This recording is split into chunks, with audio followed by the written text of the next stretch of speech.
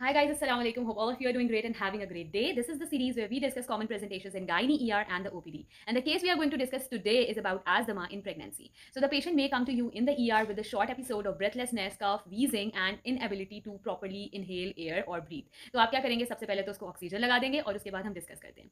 Or it can present to you in the high risk OPD as well, with the patient presenting with recurrent episodes of breathlessness, cough हो रही है उसको बहुत ज़्यादा, और जब सांस लेती है उसको उसमें से आवाज़ आती है, that is known as wheeze. और जब आप उसकी most of the doctors usually ignore this as the common science of pregnancy, लेकिन जब आप उसकी डिटेल इंडिविजुअल हिस्ट्री लेंगे, आप उसकी बात सुनेंगे, तो आपको समझ में आएगा कि the patient is indicating towards the science of asthma, which include कि वो किसी ना किसी चीज़ से ट्रिगर होता है, या तो डस्ट से ट्रिगर होता है, पॉलन ग्रेन से ट्रिगर होता है, या फिर वो जो है एक्सरसाइज से ट्रिगर हो रहा है, या किसी मेडिकेशन से, या कोई ना कोई उसका ट्रिगर प्रेजेंट है. अर्ली मॉर्निंग कफ जो है वो ज़्यादा हो रही है, इसके अलावा लेट नाइट कफ ज़्यादा हो रही है, कभी कभार रात में सोते हुए उसको एपिसोड हो जाती है ब्रेथलेसनेस की. So these are some of the symptoms that should correlate towards the asthma, that should indicate towards the asthma. तो एस्थमा की जो डायग्नोसिस होती है वो मोस्टली क्लिनिकल होती है, यानी कि कंप्लीटली हिस्ट्री बेस्ड और आपकी असेसमेंट बेस्ड होती है. तो do not ignore this symptoms at all. तो हमारे पास पेशेंट ने ये सारी कंप्लेंट्स प्रेजेंट की हैं एंड वी आर थिंकिंग कि ये एस्थमा हो सकता है.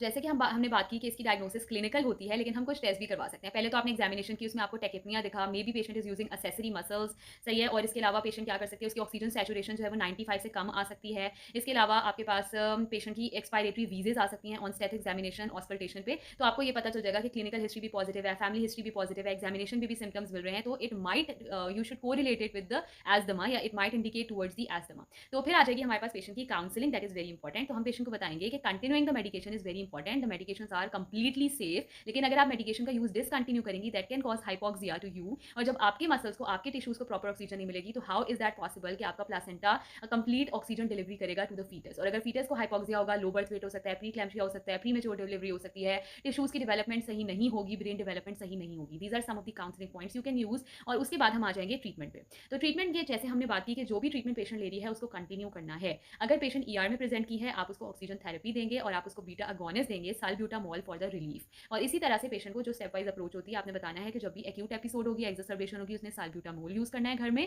और इसके अलावा आप उसको इनहेल्ड कॉर्टिकोस्टेरॉइड्स भी बोल सकते हैं, which is budesonide, which is completely safe in pregnancy. और जैसे जैसे आप पेशेंट के सिम्टम देखते जाएंगे, if they are getting more worse, तो हम उसमें लाबा ऐड कर सकते हैं, सही है. हम उसमें long acting beta agonist add कर सकते हैं, विच इज लाबा. हम उसमें जो है वो ओरल कॉर्टिकोस्टेरॉइड्स भी ऐड कर सकते हैं. All of these are complete